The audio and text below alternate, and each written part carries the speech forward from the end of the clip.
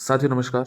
साथियों, कुछ महत्वपूर्ण प्रश्न जो सभी साथियों ने हमसे पूछे उनके बारे में बात कर लेते हैं कि जो साथियों ने कमेंट बॉक्स में हमसे प्रश्न पूछे सभी का रिप्लाई तो दे नहीं सकते, परंतु यहाँ पर लाइव आपको बता सकते हैं। आप भी जरूर जुड़े। धन्यवाद साथियों। चैनल को सब्सक्राइब जरूर करें एक बार। तो चलिए साथियों, शुरुआत करते हैं। देखिए, पहला प्रश्न है जो पूछा है श्वेता श्वेता जी ने। इन्होंने कहा है कि सर, रीड फॉर्म में EWS नहीं लगाया है, क्या अब थर्ड ग्रेड में EWS लगा सकते हैं क्या? प्लीज़ बताइए।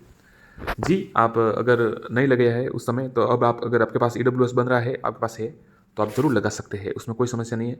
जब वेरिफिकेशन होगा तो जो इस फॉर्म में आप डिटेल्स भरेंगे उसी के अनुसार आपके पास डॉक्यूमेंट्स मांगे जाएंगे। तो अगर आपके पास अब बन रहा है तो आप लगा सकते हैं, जो अब वर्तमान कैटेगरी है आपकी उस हिसाब से।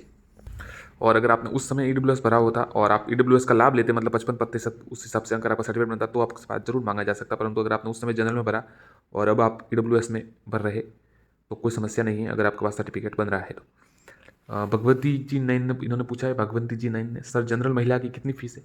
तो इनको हमने रिप्लाई दिया था 100 रुपये, तो इन्होंने कहा है कि हमारी तो 60 रुपये ही कर रहे। तो भगवंती जी, आपने जरूर जो 2.5 लाख से कम है अपनी आय बताई होगी, तो इसलिए वो 60 रुपये कट रहा है।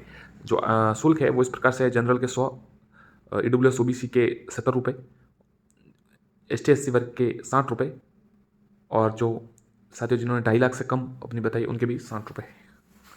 सर, फॉर्म में मिस्टेक हो गई है, दूसरी SSO से भी फॉर्म नहीं भरने आ रहा है, आधार सेम होने के, ऐसा कोई सॉल्यूशन? साथियों, ये बहुत ही बड़ी समस्या है। अब देखिए, जो 2016-18 वाली भर्ती थी उसमें जब आपका फॉर्म गलत हो जाता था तब आप दूसरे SSO बनाते थे, SSO ID से आप दूसरा आवेदन कर सकते थे। परंतु साथियों, अभी तक हमने इसके बारे में नहीं देखा है, हमने अभी तक फॉर्म के बारे में नहीं देखा है। परंतु ऐसी ये जो साथी कई जानकारी मिल रही है कि SSO तो बन जाती है, परंतु जब आधार डालते हैं तो वो फॉर्म भरा हुआ बताता है। तो साथियों, इसके लिए निदेशालय से संपर्क करना पड़ेगा, क्योंकि साफ विज्ञप्ति में लिखा है कि आप दूसरा फॉर्म भर सकते हैं। ऐसा नहीं लिखा कहीं कि आप नहीं भर सकते। तो या तो वो सॉफ्टवेयर अपडेट करेंगे या कुछ ना कुछ जरूर करेंगे, ताकि आपकी ये समस्या का समाधान हो सके। हम भी इसके लिए प्रयास करेंगे। जो दूसरा फॉर्म है उसमें समस्या क्या आ रही है, क्या SSO आधार से बना रहे हैं आप, उससे आ रही है, या फिर जीमेल से SSO बना? अगर जो SSO है वो जीमेल से बनाए नॉर्मल तरीके से, ताकि ज़्यादा समस्या नहीं आए। और आधार से आ रही है तो फिर साथियों इसका जो निपटारा है, या क्या कर सकते हैं, समस्या समाधान निदेशालय द्वारा ही किया जाएगा। Additional information please. Raju Meena ji कह रहे हैं एडिशनल इन्फॉर्मेशन। राजू जी, अब क्या इन्फॉर्मेशन चाहिए आपको? राजू जी, यही इन्फॉर्मेशन है कि विज्ञप्ति जारी हो चुकी है, उसमें एडिशनल धारियों को शामिल नहीं किया गया है, यही इन्फॉर्मेशन है। और आप खुद, अगर आप एडिशनल धारी है तो आप फॉर्म भरने का प्रयास कर सकते हैं। आप नहीं भर सकते उसमें फॉर्म, क्योंकि उसमें ऑप्शन ही नहीं है, और विज्ञप्ति में भी इसका कोई जिक्र नहीं है। हाँ, आपके लिए ये थोड़ी खबर जरूर है कि जो एडिशनल के अभ्यर्थी है वो शायद कोर्ट के लिए याचिका लगा चुके हैं या लगाने का प्रयासरत है, और उसके बाद जो भी होगा वो आपको जरूर जानकारी दी जाएगी। धन्यवाद Raju ji. Sir, BEd BSTC विवाद के बारे में बताइए। BEd BSTC विवाद में क्या नाम है, KKPP जी, आपके BEd BSTC विवाद में ये जानकारी है कि 25 जनवरी से पहले पहले सुनवाई हो जाएगी, पहली सुनवाई। और जो BEd जो सपोर्टर है, जो BEd के अभ्यर्थी है, जो उनकी टीम है, वो उनका प्रयास ये है कि इस जो स्टे लिया जाए, या फिर लेवल BEd का लेवल 1 का रिजल्ट जारी करवाकर उन्हें भी आवेदन करवाने के लिए आदेशित किया जाए। ऐसी उनकी जो टीम है उनका यह प्रयास रह रहा है, और 25 से पहले इसकी सुनवाई होने की पूरी संभावना है। सुंदरलाल कटारा, वैधता बढ़नी चाहिए। सुंदरलाल जी कह रहे हैं कि वैधता बढ़नी। जी सुंदरलाल जी, आप देखिए, इस बारे में कल सुनवाई है, उसमें पता चल जाएगा कि वैधता बढ़ती है या नहीं बढ़ती।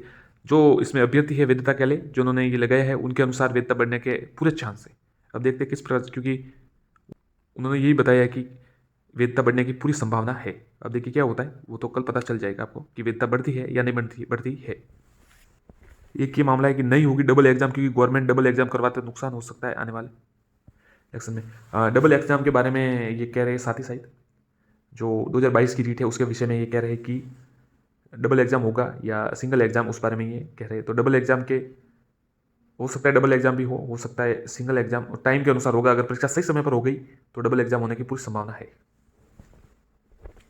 इसके अतिरिक्त एक प्रश्न पूछा है किसी ने, सर कॉमर्स वाले क्या सब्जेक्ट लिखे? अच्छा, कॉमर्स वाले क्या सब्जेक्ट लिखे? जी, कॉमर्स वालों के लिए उन्हें अब SST में वैलिड किया गया है। यदि भी कोई ज़्यादा कॉमर्स वाले अभ्यर्थी, लास्ट टाइम तो ज़्यादा थे नहीं, बिल्कुल कम थे, जो जिनका मतलब फॉर्म के लिए चयनित हुआ थे। परंतु अब की बार पता नहीं कितने साथी है, उसकी जानकारी अभी तक नहीं मिली है। परंतु जो कॉमर्स वाले उनके लिए विज्ञप्ति में लिखा गया है, एक तो लेखा शास्त्र और 2 सब्जेक्ट और लिखे गए हैं।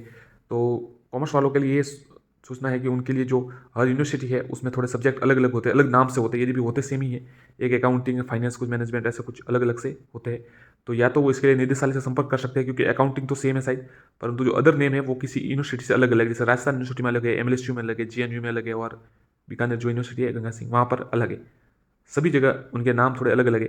तो आप इसके लिए या तो निदेशालय से संपर्क कर सकते हैं, या फिर साथियों जो आपके एक सब्जेक्ट है जैसे अकाउंटिंग है तो वो भर सकते हैं, फिर दूसरे में आप एनी अदर सब्जेक्ट कर सकते हैं कि भाई इसमें नाम नहीं लिखा हुआ। नहीं तो आप जो सिलेबस है वो तो बिल्कुल सेम ही है, पर इस नाम सिर्फ अलग अलग है। तो आप इसकी जानकारी प्राप्त करने निदेशालय से संपर्क जरूर कर सकते हैं। हम भी प्रयास करेगा, आप भी जरूर प्रयास करें। कॉमर्स वाले साथी इसके नीचे कमेंट जरूर करें।